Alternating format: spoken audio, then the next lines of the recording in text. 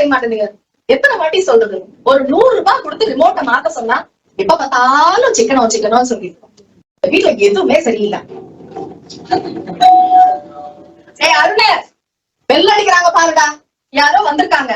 எப்ப பார்த்தாலும் சமையல் பண்ணி வச்சாலும் ஸ்விக்கி ஜொமேட்டோன்னு ஆர்டர் பண்ணி சாப்பிட்டுட்டே இருக்க.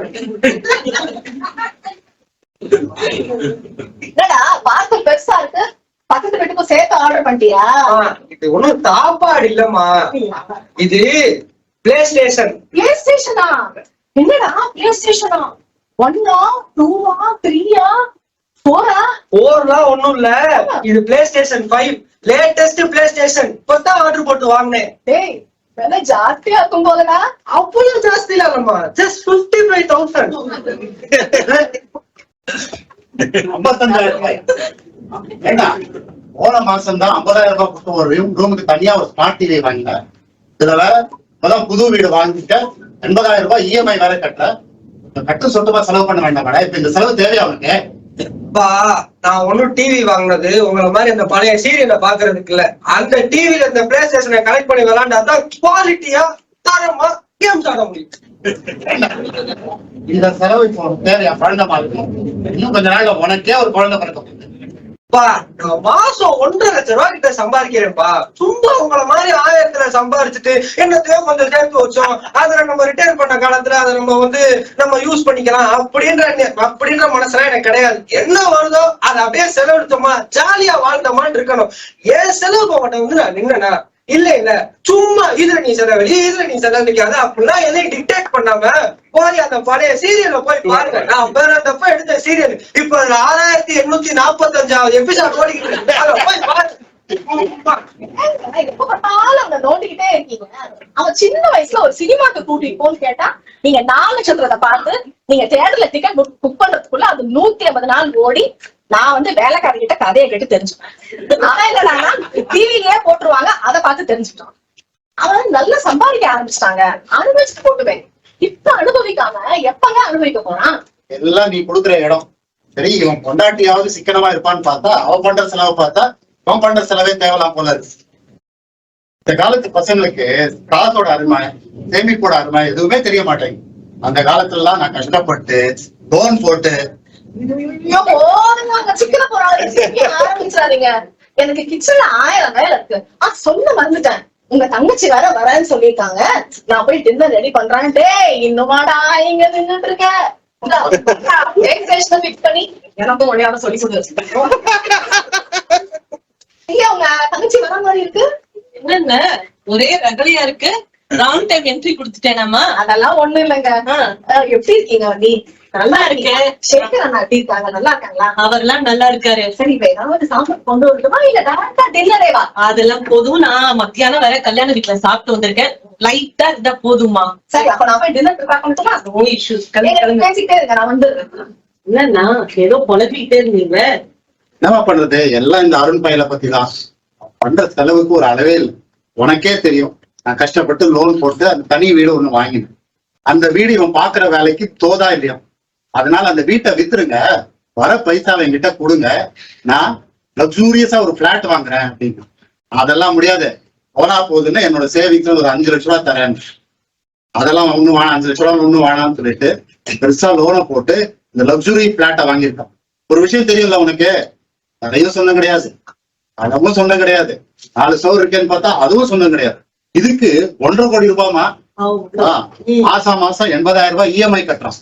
அது வேற இந்த பிளாட்டுக்கு தோதா வேணும்ட்டு ஒரு லக்ஸுரி கார், அது வேற எத்தனை லட்சம் தெரியாது, எல்லாம் சேர்த்து இஎம்ஐ மாசத்துக்கு 1.25 லட்சம் ரூபாய் கட்டுறான்.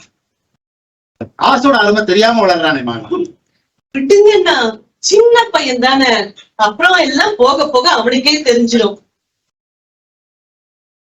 ஆமா. ஐயோ அண்ணா, நான் ஒரு முக்கியமான விஷயத்த நினைச்சுட்டே மறந்தே போயிட்டேன். இந்த தடவை டிவில 8 மணிக்கு PM நாட்டு மக்களுக்கு ஏதோ மெசேஜ் சொல்றதா இருந்தாரு.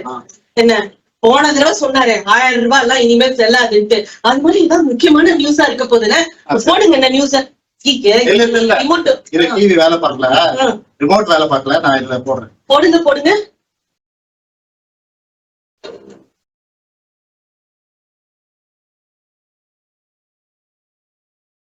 இந்த உலகையே ஆட்டி படைத்துக் கொண்டிருக்கும் கொரோனா எனும் கொடிய நோயிலிருந்து இந்தியா தன்னை தற்காத்துக் கொள்ளவும், நோய் சங்கிலி அறுபடவும், மக்கள் வெளியே எங்கும் சென்று நடமாட இயலாத வகையில் நாடு முழுவதும் இன்று நள்ளிரவு 12 முதல் 21 நாட்களுக்கு முழு ஊரடங்கு அமல்படுத்தப்பட்டதாக பிரதமர் நரேந்திர மோடி இன்றிரவு 8 மணிக்கு தொலைக்காட்சி வாயிலாக நாட்டு மக்களிடம் உரை நிகழ்த்துகையில் அறிவித்தார். आज रात 12 बजे से संपूर्ण देश में संपूर्ण लॉकडाउन होने जा रहा। हिंदुस्तान को बचाने के लिए, हिंदुस्तान के हर नागरिक को बचाने के लिए, आपको बचाने के लिए, आपके परिवार को बचाने के लिए आज रात 12 बजे से घरों से बाहर निकलने पर पूरी तरह पाबंदी लगाई जा रही।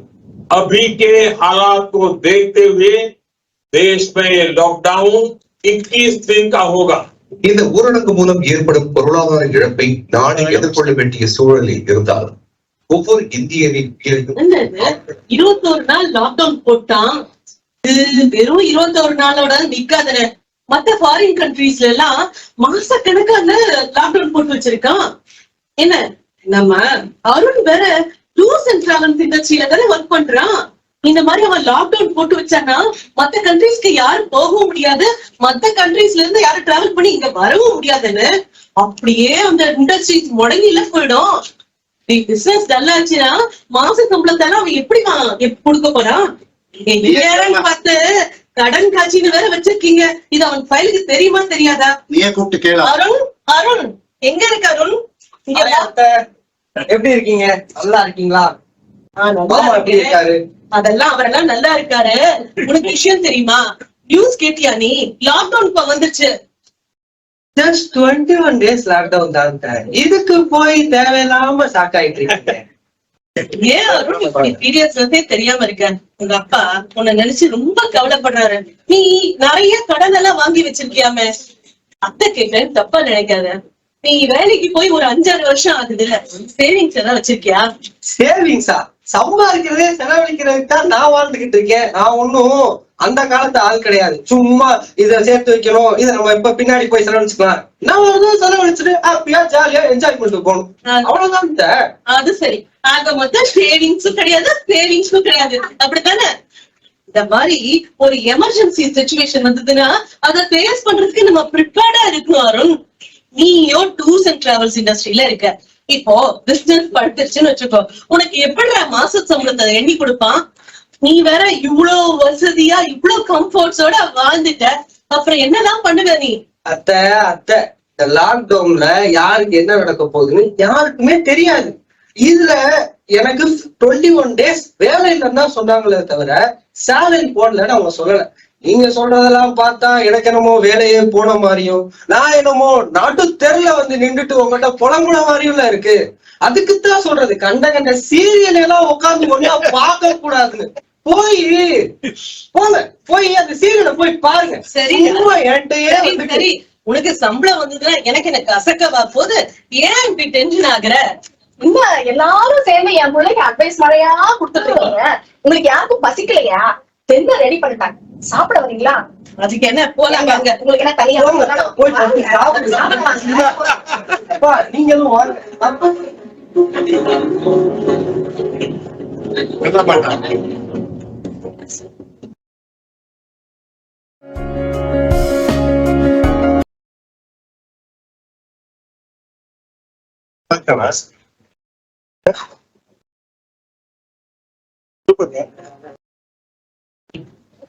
ஒரே நல்லா இருக்க, சோகமா இருக்க, உடம்புக்கு சரியில்லையா? இல்ல என் மருமக லட்சுமி கோவிட்ல அட்மிட் ஆயிருக்கான்னு சொல்லி அதை நினைச்சு கவலைப்படுறேன். என்ன ஆச்சுதா? அம்மா, அந்த கவலையெல்லாம் போக இப்ப புதுசா ஒரு கவலை வேறமா. என்னதுடா? முதல்ல லாக்டவுன் ஒரு கதையை ஆரம்பிச்சாங்கல்ல, அதை இழுத்து 2 மாசம் வரைக்கும் கொண்டு வந்துட்டாங்க. சரி, நமக்கு தான் ஆரம்பத்துல work from home, full salary அவங்க கொடுப்பாங்க. அந்த எதிர்த்து ரமேஷ் சுரேஷ் எல்லாம் டெய்லி ஆபீஸ் போயிட்டு இருக்காங்களேடா, அவங்கெல்லாம் வேற இண்டஸ்ட்ரிமா. நான் டூர்ஸ் அண்ட் டிராவல்ஸ்மா. வேக்சின் ரெடி ஆனாதான் இங்க இருந்து வெளிநாட்டுக்கு போக முடியும், வெளிநாட்டுல இருந்து இங்கேயும் வர முடியும். என் கஷ்டத்தை நான் யார்கிட்ட சொல்ல. சரி, சேலரியாவது போட்டுருவோம் அப்படின்னு நினைச்சா 40% தான் போடுறேன்னு சொல்லிருக்காங்க. சொல்றேன். இதுல 10ஆவதுக்கு புதுசா ஒரு குண்டை வேற 23 பேரை கொத்தா தூக்கி பிளாக் லிஸ்ட்ல போட்டு அவங்க ஃபயர் பண்றேன்னு சொல்லிட்டாங்க. என்னடா சொல்ற? எனக்கு என்ன பயம்னா அடுத்த அந்த லிஸ்ட்ல என் பேர் வந்துருந்துச்சுன்னா நான் என்ன செய்ய போறேன் எனக்கே தெரியல. இருக்கிற கடன் அந்த 40% சேலரி நான் எப்படி கட்ட போறேன் எனக்கே ஒண்ணுமே புரியலமா. என்னடா சொல்ற? நீ வேற வணக்கம் வந்தா பத்தியா லோன் கொண்டு போய் கொடுக்கணும். லட்சுமி வேற கோவிட்ல அட்மிட் ஆயிருக்கா. அவ வேற வாய் வயிறுமா வேற இருக்கா. இந்த சமயத்துல போய் இது மாதிரி கொண்டு தூக்கி போடுற. சரி கவலைப்படாதடா, பெருமாள் இருக்கா பாத்துப்பாரு. வேற ஒண்ணு, திருப்பதிக்கு போய் பெருமாள் தரிசனம் பண்ணிட்டு வரலான்னு பார்த்தா இந்த லாக்டவுன்ல எங்கேயும் போக முடியல. என்ன பண்றது?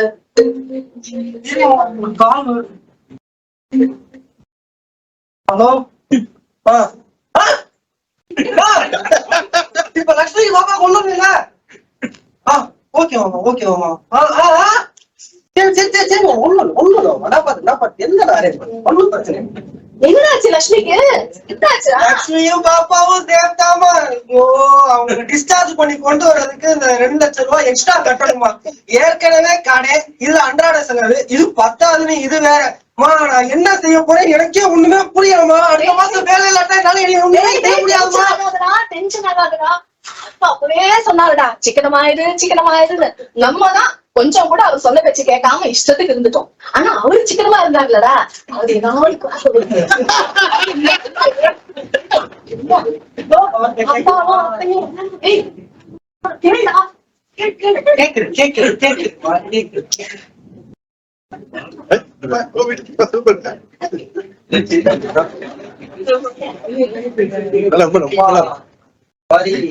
மாமா கால் பண்ணீங்கப்பா.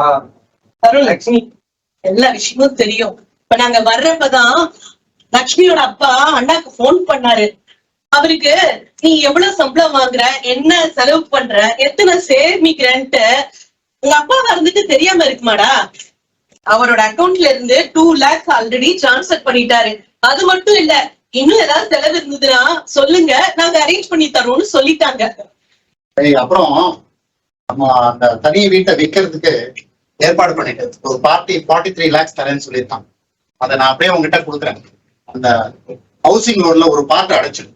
அப்புறம் என்கிட்ட ஒரு 15 lakhs சேவிங்ஸ், அதையும் உனக்கு கொடுக்குறேன். எனக்கு கார் லோனை அடைச்சிடும். என்ன சொல்ற? பாருப்பா, வீடு விக்கிறது விஷயமா உங்க சேகர் மாமாவும் அப்பாக்கு ஹெல்ப் பண்றேன்னு சொல்லியிருக்காங்க. இனிமேல் நீ உன்னோட சேலரியில கண்டிப்பா ஒரு போர்ஷன் எடுத்து சேவிங்ஸ்ல போட்டுட்டு மிச்சத்தை தான் செலவு பண்ணணும்னு வாழ பழகிக்கும். இந்த கொரோனா நம்மளுக்கு கஷ்டத்தை மட்டும் கொடுக்க வரல, நம்ம எல்லாருக்கும் ஒரு படிப்பினையும் சொல்லி கொடுத்ததுன்னு பாசிட்டிவா எடுத்துக்கோரும். நீங்க கஷ்டப்பட்டு ஒவ்வொரு காசா சேர்த்து வச்சு அந்த வீடை கட்டினீங்க. அது மட்டும் இல்லாம அந்த வீட்டுலதான் நான் பிறந்து வளர்ந்து வாழ்ந்த இடம். அந்த வீடெல்லாம் ஒண்ணு நிக்க வேண்டாம்ப்பா. இந்த வீட்டுக்குள்ள இருக்கிற முக்காவாசி பொருள், கீழே இருக்கிற காரு, இது எல்லாமே என்னோட ஆசைக்காக நான் லக்ஸுரியா வாழணும் அப்படின்னு சொல்லித்தான் அதை வாங்கினேன். எல்லாத்தையும் நான் வந்த வேலைக்கே விட்டுட்டு முடிஞ்ச அளவு இந்த சிச்சுவேஷன்ல இருந்து நான் தப்பிக்க பாக்குறேன்ப்பா. அந்த வீடை மட்டும் வித்துறாதீங்கப்பா. அதே மாதிரி அத்தை, இந்த கோவிட் எனக்கு ஒரு பெரிய பாடத்தை கற்றுக் கொடுத்துருச்சு. லக்ஸுரியா வாழணும் அப்படின்றது இங்க முக்கியம் இல்ல, வாழணும் அதுதான் முக்கியம் அப்படின்றது.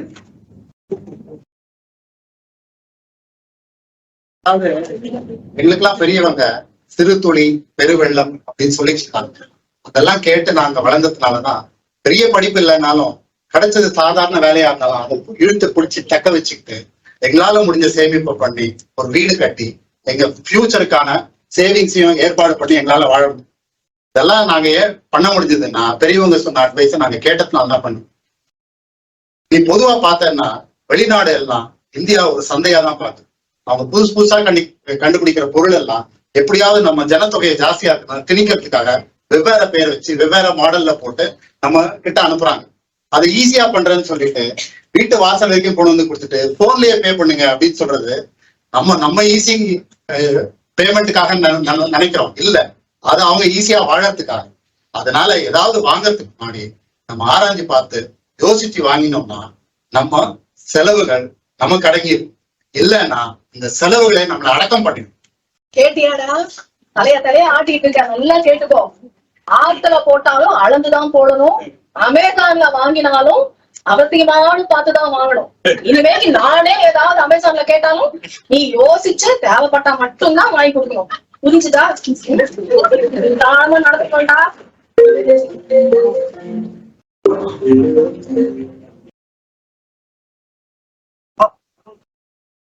What? Yeah. Yeah. I'll call you back. I'll call you back. Once after checking the mail, I'll call you back. Hey. Yeah. I have asked for better package, right? Yeah. Yeah. Wow. என்னடா sofa இவ்வளவு நேரம் இடி விழுந்த மாதிரி உட்கார்ந்துருந்தேம்மா. இப்பதாமா என் மனசுக்கே நிம்மதியா இருக்கு. அதெல்லாம் சரிடா, என்ன விஷயம் சொல்லு. லாக்டவுன்ல நான் சரி ஒர்க் ஃப்ரம் ஹோம் தானே கொடுக்குறாங்க, நான் நேரம் சும்மா தான் இருந்தேன். அப்புறம் ஆன்லைன் ஜாப்ஸ்க்குலாம் நம்ம நிறைய அப்ளை பண்ணுவோம் அப்படின்னு சொல்லிட்டு அப்ளை பண்ணப்ப ஒரு சிலர் ஆன்லைன் இன்டர்வியூ கூப்பிட்டாங்க. நீங்க என்னத்தான் நம்மளை கூப்பிட்ட போட்டு நம்மளை எல்லாம் வந்து ஜாபுக்கெல்லாம் கொடுத்து நம்மளை எல்லாம் வந்து ஜாப் கேட்டு அவங்க வந்து கொடுத்துட போறாங்களா நான் நினைச்சிட்டு சரி நான் கேஷுவலா தான் அட்டென்ட் பண்ணிருந்தேன். கரெக்டா இந்நேரம் பார்த்து ஒரு கம்பெனிக்காரன் அடிச்சிட்டான். தம்பி உங்க வேலை கன்ஃபார்ம்பா அப்படின்னு சொல்லிட்டான். பெட்டர் பேக்கேஜ் வேற, எல்லாத்துக்கும் மேல போன மட்டும் தான் டூர்ஸ் அண்ட் டிராவல்ஸ். எனக்கு அந்த இண்டஸ்ட்ரிக்கு சம்பந்தமே இல்லை. இப்ப நான் என்ன படிச்சனோ அந்த கோர் ஜாபுக்கு தான் நான் போறேன். எல்லாமே லட்சுமி செஞ்ச புண்ணியமா.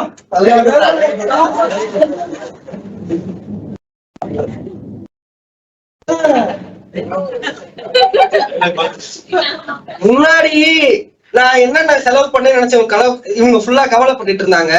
முன்னாடி செஞ்ச செலவெல்லாம் என்னங்க இப்ப நான் பண்ண போறேன். ஏன் டென்ஷன் ஆவீங்க? என்னுடைய மாச சம்பளத்துல பெரிய செலவே நான் எடுத்து வைக்கிறேன். சரி வெரி குட்ரா, very குட்ரா.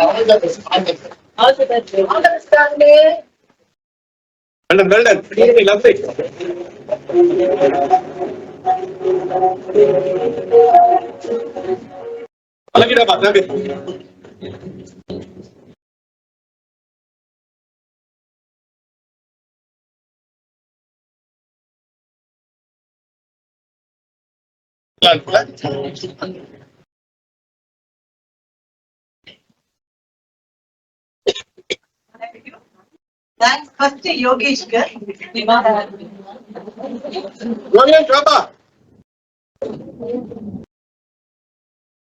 Very well done, Yogesh. Big applause for Yogesh. வித்தர் பண்ணும் பொழுது நான் எங்க அம்மா அத்தையை நினைச்சிட்டே பண்றேன், அப்படியே கேஷுவலா பண்றேன்னு சொல்லிட்டே பண்ணாரு. லீனா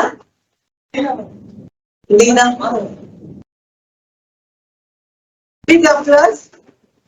Leena வந்து seasoned performer. Of course, Chitra, she is also. Raju, acting class இருந்தாலும் சரி, acting இருந்தாலும் சரி, excellent. Thank you so much. Next, we shall proceed with live music. Thank you all. ரொம்ப சாரி, திரை பின்னாலும் சொல்ற மாதிரி இது ஸ்கிட் போட்டது ஸ்ரீராம் நாராயணன். Come, Sriram.